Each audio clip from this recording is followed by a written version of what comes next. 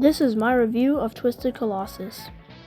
This masterful RMC is definitely one of their best works and is my top one in all of the roller coasters I've ridden.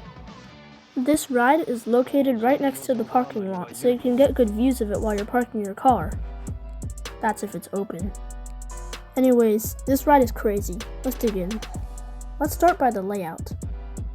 Once the train goes out of the station, it takes a left-hand turn into what is basically a mini launch. This actually took me by surprise. As you can see in the video, it actually speeds up the train a bit before it dips down and goes to the pre-lift bumpies. This series of consecutive bunny hills don't give any airtime, but the twisted ones throw you around a bit and it's really fun, and it gets you hyped up for the ride. After that, it takes a right-hand turn into the lift hill.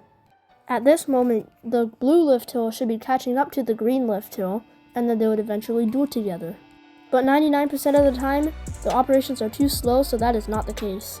After the lift hill, you go down a drop of 80 degrees. This drop is loaded to the brim with airtime, just like any other RMC drop.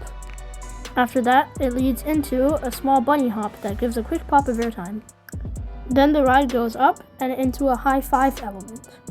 This element doesn't give insane forces like the other elements on this ride, but it is really fun since you're dueling the other train. Then the blue track takes a drop all the way down to the ground, which gives insane airtime. Then the train flies over a blue camelback, which gives the most sustained and strongest airtime of the whole ride. What follows is a super snappy and whippy 0G roll, which leads into a double up.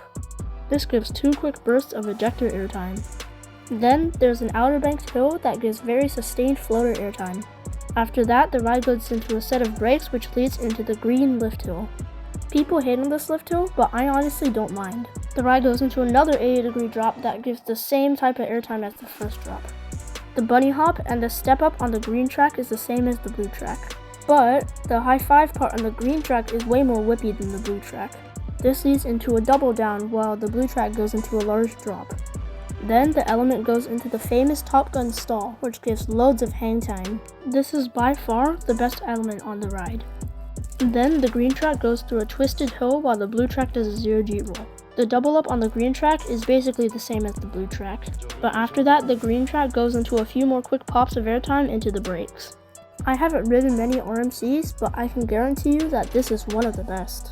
The dueling aspect of this ride makes it so special if the operations were fast enough. And if you haven't ridden it, definitely go out here and ride this if you can. I absolutely love this ride, and I'll repeat it again. This is my #1 favorite roller coaster in the whole world, to be honest, which isn't saying much. But anyways, now to my final score. What do you think it is? Take a guess. Yeah, obviously it's 10 out of 10. Thank you guys for watching, and I'll see you in the next video.